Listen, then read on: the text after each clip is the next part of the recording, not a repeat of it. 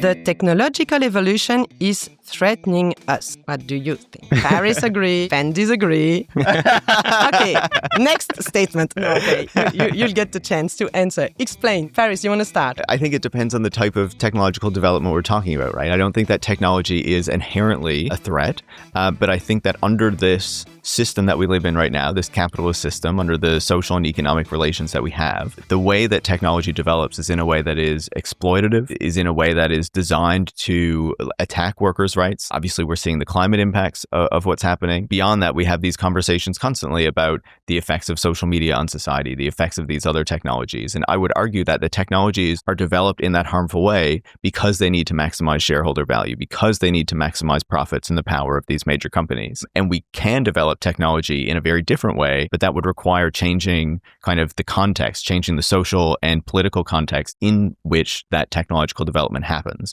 And so under this moment, I would say, yes, technological development is a threat. Okay, thank you. What about you, Benden? Well, I disagree, and then I will say mostly the same.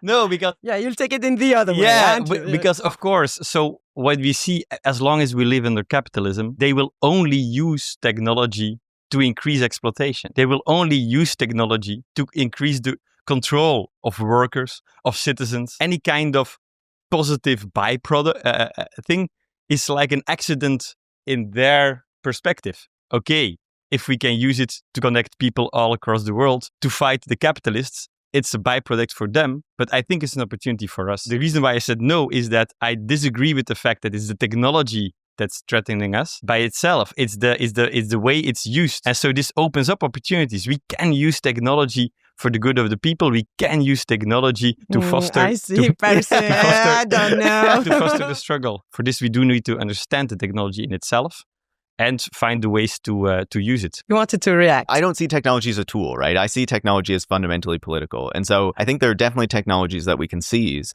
but I think there are other technologies that once they're developed, they contain kind of the social relations embedded within them. You have some example? You can think of, for example, how, if you think of like a nuclear power system, that requires a degree of centralization that a distributed renewable system does not. Right? I would argue, even if we look at something like generative AI, this is a technology that requires a mass centralization of computing power, that requires the creation of immense amounts of data. So the surveillance apparatus that these private companies have created on us in order for that to be collected, and companies that are at such a scale that they're large enough to actually invest in this infrastructure to capture all this data. I would argue that, sure, there are certain technologies that we can seize, that we can use for better means, but I also think a lot of the newer technologies that we're seeing developed right now have these capitalist relations embedded within them, and thus are inherently a threat and need to be challenged. Okay, interesting. Yeah, you want to say something? Of course, I want to react to that, because it's important that we do not make it in itself a semantic discussion when you talk about technology. It's important to know what we're talking about. I completely agree. The way technology is developed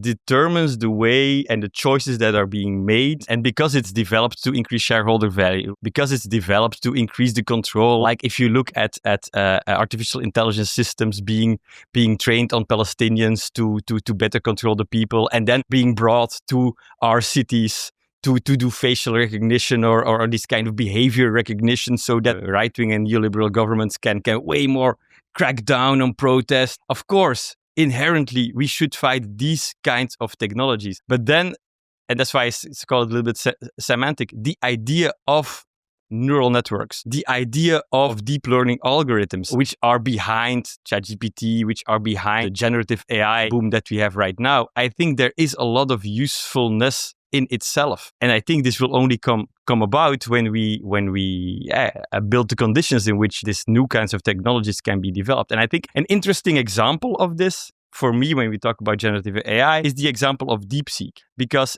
it showed that there is not just one way to develop technology, even though it really goes more or less in the similar direction. They want to make a chatbot, but where the big American companies make those chatbots based on, I want it to be as capital intensive, put as much money in it as possible, which means that energy and climate impact is completely irrelevant, and we just need to do it with as much as data as possible. the DeepSeek people, whether or not their intention was the same or not, they just had a different circumstance. They didn't have access to the best chips and these kind of things. So they developed different models that are less power consuming, that are less impactful in certain ways. And for me, this shows that it's the way the technology is developed in the circumstances that determines this. And I believe that we can change those circumstances and then also use types of technologies that are useful for the people.